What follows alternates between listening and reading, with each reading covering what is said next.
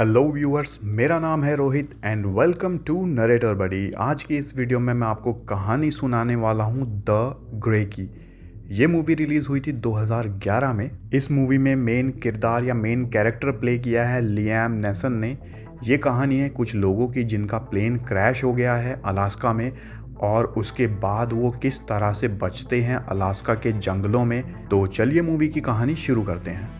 Movie की शुरुआत में दिखाया जाता है कि अलास्का में लियाम नेल्सन, या फिर जिनका नाम है इस मूवी में ऑटवे, वो अलास्का में काम करते हैं, बिल्कुल दुनिया के दूसरे छोर पर। यहाँ पर ऑटवे एक फैक्ट्री में काम करता है और ऑटवे का काम है यहाँ पर काम करने वाले लोगों की जान बचाना जंगली जानवरों से। क्योंकि ये फैक्ट्री शहरों से बहुत दूर है, जंगलों में है, तो यहाँ पर जंगली जानवर बहुत ज़्यादा होते हैं। स्पेशली भेड़िए बहुत होते हैं जो कि आए दिन यहाँ पे काम करने वाले लोगों को मार देते हैं। ऑटवे अपनी काम की शिफ्ट शुरू होने से पहले इस बार में जाता है और बार में 2-4 ड्रिंक पीता है। इस बार में लोग आए दिन एक दूसरे से लड़ते रहते हैं, ये बिल्कुल आम बात है, कोई भी नई बात नहीं है। ऑटवे यहाँ पर 2-4 ड्रिंक पीकर यहाँ से बाहर चले जाता है और वो अपनी बीवी के बारे में सोच रहा होता है। ऑटवे की वाइफ बीमार है, लेकिन वो अपनी वाइफ से बहुत प्यार करता है, तो वो अपनी वाइफ को हमेशा याद करता है। ऑटवे इस बार से चला जाता है और यहाँ से जाने के बाद अपने रूम में जाता है और अपने रूम में एक पेपर पर कुछ लिखना शुरू करता है। दरअसल ऑटवे एक लेटर लिख रहा है अपनी बीवी के नाम कि मैं तुम्हें बहुत प्यार करता हूँ, तुम्हें बहुत याद करता हूँ और जल्दी हम दोनों मिलेंगे। अगली सुबह दिखाया जाता है कि कुछ वर्कर्स फैक्ट्री के बाहर खड़े हैं, लेकिन तभी एक वुल्फ उनकी तरफ बढ़ने लगता है। ऑटवे ने उस वुल्फ के ऊपर अपनी नज़र पहले से ही टिकाई होती है, तो ऑटवे बिल्कुल तैयार होता है अपने हथियारों के साथ। जैसे ही वुल्फ वो उन आदमियों की तरफ बढ़ता है, ऑटवे वुल्फ को गोली मारता है और वुल्फ ज़मीन पे गिर जाता है।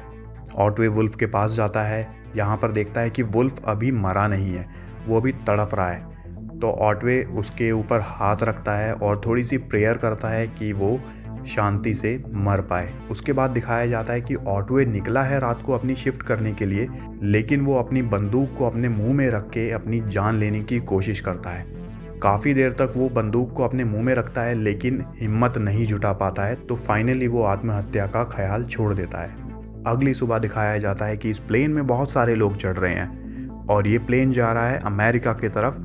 ये सब लोग अपनी फैमिली से मिलने जा रहे हैं, अपने दोस्तों से, अपने रिश्तेदारों से मिलने जा रहे हैं। इनमें से एक ऑटवे भी होता है। ऑटवे प्लेन पे चढ़ता है और अपनी सीट पर जाके बैठ जाता है। ऑटवे की साइड वाली सीट पे आकर ये आदमी बैठता है और उससे उल्टे सीधे सवाल पूछता है कि तुम कहाँ से आए हो, तुम्हें कहाँ जाना है और तुम्हारी फैमिली में कौन कौन है। लेकिन ऑटवे उसके सवालों से परेशान हो जाता है और वो उसको सीधा सीधा बोल देता है कि मैं तुमसे बात नहीं करना चाहता हूँ।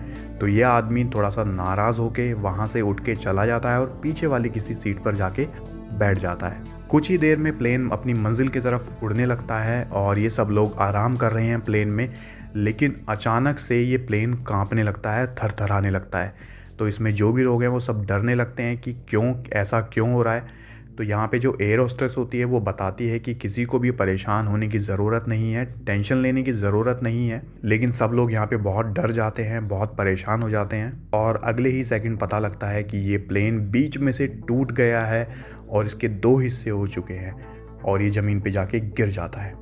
प्लेन तो ज़मीन पे गिर जाता है, लेकिन ऑटवे बच जाता है और वो उठता है, देखता है कि आसपास दूर दूर तक कोई भी नहीं है। थोड़ा सा आगे बढ़ने के बाद उसको वो प्लेन नज़र आता है 2 टुकड़ों में। प्लेन के पास जाता है तो कुछ और लोग उसको नज़र आते हैं जो कि अभी ज़िंदा हैं, लेकिन बहुत ख़राब हालत में हैं, घायल हैं। ऑटवे सबको उठाता है, सबकी मदद करता है, जो भी चलने लायक है, जो भी अभी ज़िंदा हैं, उन सबको वो एक जगह इकट्ठा करता है ताकि इस सर्दी में, इस बर्फ़ में वो जमकर मर ना जाएं। इस आदमी के पेट में से बहुत ज़्यादा खून बह रहा है और ये आदमी बहुत डरा हुआ है। अब जो भी तुम्हारी ज़िंदगी के बचे हुए पल हैं वो तुम अपनी फैमिली को याद करके निकालो और आराम से मरो। देखते ही देखते कुछ ही मिनटों में ये आदमी मर जाता है और आसपास खड़े हुए सभी लोग डर जाते हैं। ऐसा उनके साथ भी हो सकता था, लेकिन ये लोग बहुत लकी हैं कि ये लोग बच गए। ऑटवे सभी लोगों को बोलता है कि यहाँ पर बहुत ज़्यादा सर्दी है, अगर इस सर्दी में हम यहाँ पर ज़्यादा देर तक रहे तो हम बच नहीं पाएंगे।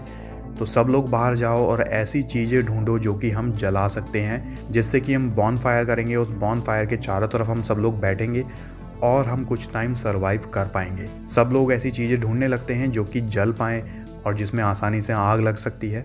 अंधेरा होते ही ये सब लोग बॉनफायर करते हैं और उसके चारों तरफ बैठ जाते हैं।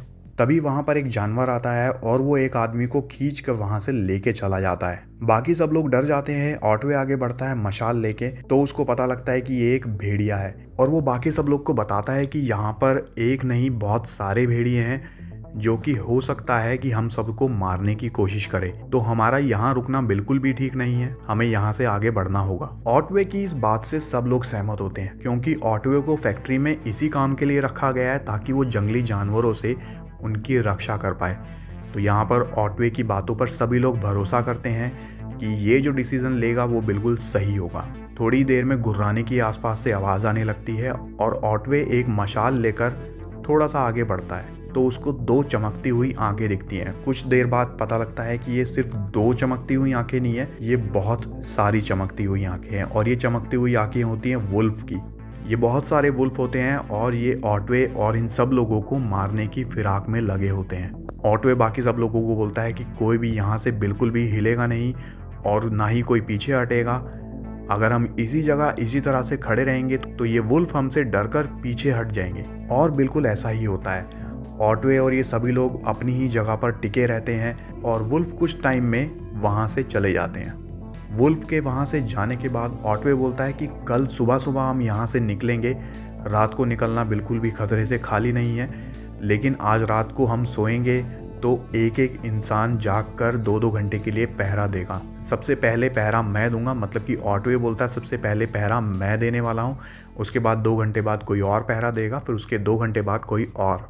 बिल्कुल ऐसा ही होता है, बारी बारी सब लोग पहरा देते हैं। सबसे पहले ऑटवे पहरा देता है, उसके बाद ये आदमी पहरा देता है, इसका नाम होता है बर्क। बुर्क का जब पहरा खत्म होता है तो उसके बाद ये आदमी पहरा देता है, लेकिन यहाँ पर वुल्फ फिर से वापस आते हैं और इस आदमी को मार गिराते हैं। सुबह जब ऑटवे उठता है तो देखता है कि लास्ट में जो आदमी पहरा दे रहा था वो अब जिंदा नहीं है, उसको वुल्फ ने आके मार दिया है। इस बॉडी को देखकर ऑटवे को पता लगता है कि भेड़िए यहाँ पर इस आदमी को खाने नहीं आए थे, वो बस इसको मारने के लिए आए थे। भेड़िए इन सब लोगों को डराना चाहते हैं कि तुम लोग हमारे इलाके से चले जाओ, वरना हम तुम्हें एक एक करके मार देंगे। जो भी बचे कुचे लोग होते हैं, ऑटवे उन सब लोगों से बोलता है सब लोग जो भी ज़रूरी सामान है वो अपने साथ ले लो और जो भी डेड बॉडीज़ तुम्हें दिखती हैं उनके वॉलेट भी अपने साथ ले लो, ताकि हम उनकी फैमिलीज़ को वॉलेट निशानी के तौर पर दे पाएँ। तो ये सब लोग डेड बॉडीज़ में से उनके वॉलेट निकालते हैं और उसके बाद सभी लोग चल देते हैं, आगे बढ़ने लगते हैं। ये सब लोग कोशिश कर रहे हैं कि जितना हो सके इन भेड़ियों की पहुंच से दूर जाया जा सके। बहुत तेज़ बर्फ़ पड़ रही है, बहुत तेज़ हवाएं भी चल रही हैं, बहुत ज़्यादा धुंध है। ये लोग आगे बढ़ तो रहे हैं, लेकिन इतनी मोटी बर्फ़ में आगे तेज़ी से बढ़ पाना आसान नहीं है किसी भी इंसान के लिए। चलते चलते इनमें से एक आदमी बहुत पीछे रह जाता है बाकी सब लोगों से और भेड़िए इसी बात का फ़ायदा उठाते हैं और उस आदमी को मार गिराते हैं। जितनी देर में ऑटवे और उसके बाकी साथी इस आदमी को बचाने के लिए आते हैं, तब तक ये भेड़िए उस आदमी को मार के जा चुके होते हैं। ऑटवे बोलता है कि हमें यहाँ खुले एरिया से जल्दी बाहर निकलना होगा, हमें किसी जंगल में जाना होगा ताकि इन भेड़ियों से हम बच पाएँ। ये सब लोग आगे बढ़ रहे हैं, तभी इनकी नज़र पड़ती है भेड़िए के एक झुंड पर, जो कि बहुत तेज़ी से इनकी तरफ बढ़ रहा है। ये भेड़िए बर्फ़ वाले भेड़िए ही हैं, तो इनको बर्फ़ में भागने में कोई भी परेशानी नहीं होती, लेकिन इंसानों को बर्फ़ में चलने में बहुत परेशानी हो रही है। लेकिन किसी तरह से बचते बचाते ये कुछ लोग फाइनली जंगल में पहुंच जाते हैं। जंगल में पहुंचते ही ऑटवे सबसे पहला काम ये करता है कि वो बॉनफायर जलाता है। बॉनफायर जलाने से, आग जलाने से जो भेड़िए हैं या कोई भी जानवर है उनके पास नहीं आएगा। यहाँ पर ये सब लोग बॉनफायर के चारों तरफ बैठे हैं और ऑटवे इन सबको समझा रहा है कि अगर तुम्हारा सामना भेड़िए से होता है तो तुम्हें किस तरह से बचना है। लेकिन ये आदमी ऑटवे की बातों से बिल्कुल भी सहमत नहीं होता है। ये आदमी बोलता है कि तुम कौन हो, हमें क्या करना है और क्या नहीं करना है ये बताने वाले। ऑटवे बताता है कि मुझे भेड़ियों के साथ बहुत ज़्यादा एक्सपीरियंस है, मुझे पता है कि भेड़िए किस तरह से हमला करते हैं और किस तरह से भेड़ियों से निपटना है। इस आदमी का नाम है जॉन। ऑटवे और जॉन के बीच में बहुत ज़्यादा बहस होती है। जॉन बोलता है कि हम दोनों आपस में लड़ते हैं और हम दोनों में से जो भी जीतेगा वो इस ग्रुप का लीडर होगा और वो जो बोलेगा वही इस ग्रुप के लोगों को करना पड़ेगा। ऑटवे और जॉन दोनों ही लड़ने के लिए तैयार हैं, लेकिन तभी पास में एक भेड़िया आता है और गलती से जॉन और वो भेड़िया दोनों ही बहुत पास में आ जाते हैं। फिर जॉन को ऑटवे की बताई हुई बात याद आती है कि किस तरह से अगर भेड़िया उनके सामने आ जाता है तो उनको भेड़िए से निपटना है। जॉन एक लंबी सी डंडी उठाता है और वो भेड़िए को उससे डराने की कोशिश करता है। जितनी देर में वो भेड़िए को उससे डराने की कोशिश करता है, बाकी सब लोग भी आसपास आ जाते हैं और सभी लोग मिलकर उस भेड़िए को मार गिराते हैं। क्योंकि इस जंगल में इनको बहुत टाइम से कुछ भी खाने को नहीं मिला है, तो ये सब लोग इस भेड़िए को ही पकाकर खाने लगते हैं। यहाँ पर जॉन ऑटवे को थैंक यू बोलता है कि मैं गलत था, मैं तुम्हारी बातों के ऊपर शक कर रहा था, अब मैं तुमसे नहीं लड़ूंगा, जैसा तुम कहोगे मैं बिल्कुल वैसा ही करूंगा। लेकिन जॉन इस भेड़िए को मारने के बाद बहुत ज़्यादा खुश होता है और वो इसकी गर्दन काटकर बहुत दूर फेंक देता है, ताकि बाकी जो भेड़िए हैं वो इसको देखें और उनको सबक मिले कि अगर तुमने हम इंसानों के पास आने की कोशिश की तो तुम्हारा भी हाल यही होगा जो इस भेड़िए का हुआ है। उस भेड़िए के मीट से ये सब लोग अपना पेट भरने के बाद बैठ जाते हैं और आपस में बात कर रहे हैं। सब लोग अपनी कहानी बता रहे हैं कि कौन कहाँ से आया है, किस तरह से वो यहाँ पर आए हैं, क्या काम करते हैं, किसकी फैमिली में कितने लोग हैं, कौन किससे प्यार करता है। सब लोगों की कहानी सुनने के बाद ऑटवे भी अपनी कहानी लास्ट में बताता है कि उसकी एक बीवी है जो कि बीमार है, उससे वो बहुत प्यार करता है। इस प्लेन में बैठकर वो अपनी बीवी से ही मिलने जा रहा था। रात को अचानक से बहुत तेज़ ठंडी हवाएं चलने लगती हैं, तूफ़ानी हवाएं चलने लगती हैं। तो ऑटवे सब लोगों को बोलता है कि हम सब लोगों को आसपास रहना पड़ेगा ताकि एक दूसरे को हम गर्मी दे पाएँ और कोई भी ठंड से ना मरे।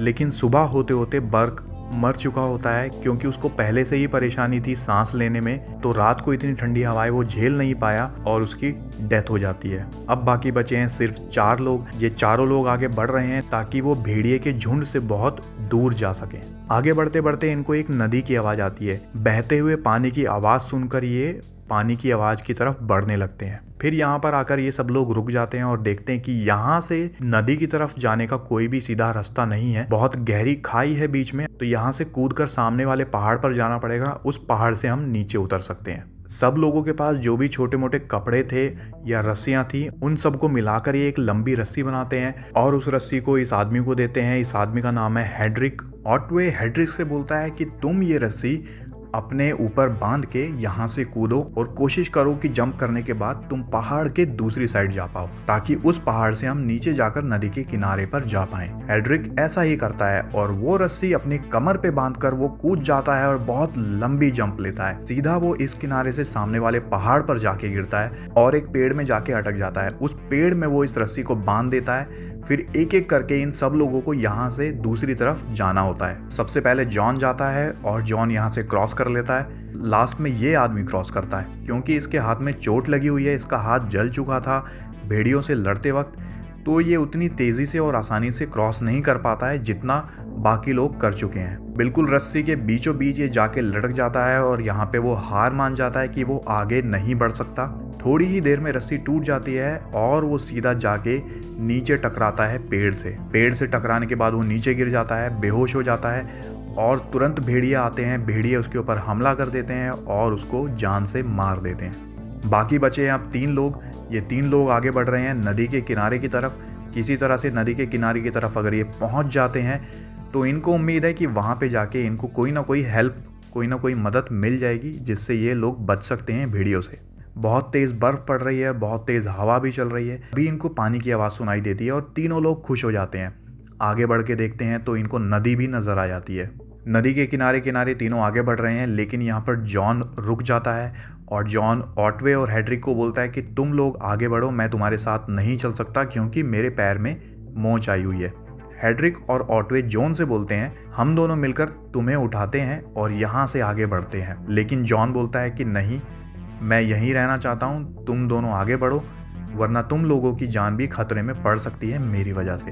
काफ़ी देर बहस करने के बाद जॉन फाइनली इनके साथ आगे नहीं बढ़ता है। ऑटवे और हेड्रिक जॉन को छोड़कर आगे बढ़ने लगते हैं। जैसे ही ऑटवे और हेड्रिक आगे बढ़ते हैं, भेड़ियों को पता लग जाता है कि जॉन अब अकेला रह गया है, तो वो जॉन के ऊपर हमला करते हैं और उसको भी मार देते हैं। अब हेड्रिक और ऑटवे आगे बढ़ रहे हैं नदी के किनारे किनारे। तभी हेड्रिक पीछे मुड़ के देखता है और उसको नजर आता है कि कुछ भेड़िए उनके पीछे भाग रहे हैं उनके ऊपर हमला करने के लिए। ऑटवे और हेड्रिक दोनों भेड़ियों से बचने के लिए भागने लगते हैं। इसी भागम भाग में हेड्रिक नदी में गिर जाता है। हेड्रिक को बचाने के लिए ऑटवे भी नदी में कूद जाता है, लेकिन यहाँ पर हेड्रिक का पैर एक पत्थर के नीचे दब जाता है, जिसकी वजह से हेड्रिक बाहर नहीं आ पाता है। ऑटवे बहुत कोशिश करता है कि वो हेड्रिक को किसी तरह से बाहर निकाल ले, लेकिन ऑटवे को पता नहीं होता है कि उसका पैर नीचे दबा हुआ है और थोड़ी ही देर में हेड्रिक मर जाता है। अब यहाँ पर लास्ट में बचा है सिर्फ ऑटवे। ऑटवे नदी से निकलता है और आगे बढ़ने लगता है। उसको अचानक से बहुत सारे भेड़िए दिखते हैं। तब उसको एहसास होता है कि गलती से वो भेड़ियों से दूर जाने की बजाय भेड़ियों की गुफा की तरफ बढ़ रहे थे। ऑटवे अपने बैग से वो सभी वॉलेट निकालता है जो कि उसने कलेक्ट किए थे। जो इंसान मर चुके थे प्लेन क्रैश में, उन सभी वॉलेट में से सबकी फोटोज वो निकाल के देखता है एक एक करके, और अपना वॉलेट भी वो वहां पर रख देता है। ऑटवे के पास एक चाकू होता है और कुछ बॉटल्स होती है। ऑटवे एक हाथ में चाकू पकड़ता है और दूसरे हाथ में अपनी बॉटल्स को रखता है। उन बॉटल्स को किनारे से तोड़ने के बाद वो एक हथियार का काम करती हैं। तो ऑटवे यहाँ पर भेड़ियों से लड़ने के लिए तैयार है। तो ये था मूवी का एंड। इसके बाद आगे नहीं दिखाया गया कि ऑटवे उन भेड़ियों को मार पाता है या फिर नहीं, या फिर ये सब भेड़िए मिलकर ऑटवे को मार डालते हैं। तो गाइस, आप मुझे कमेंट में लिख के बता सकते हैं कि इसके बाद क्या हुआ होगा, कि सब भेड़ियों ने मिलकर ऑटवे को मार दिया या फिर ऑटवे ने इन सब भेड़ियों को मार दिया।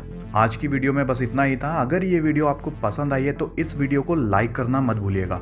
अपनी फैमिली के साथ, फ्रेंड के साथ शेयर कीजिए इस वीडियो को। आप मुझे कमेंट में लिख के बता सकते हैं कि नेक्स्ट वीडियो में आप किस मूवी की कहानी हिंदी में सुनना चाहते हैं। इस चैनल पर फ्यूचर में आने वाली बाकी कहानियों को सुनने के लिए नरेटर बडी को सब्सक्राइब करना मत भूलिएगा।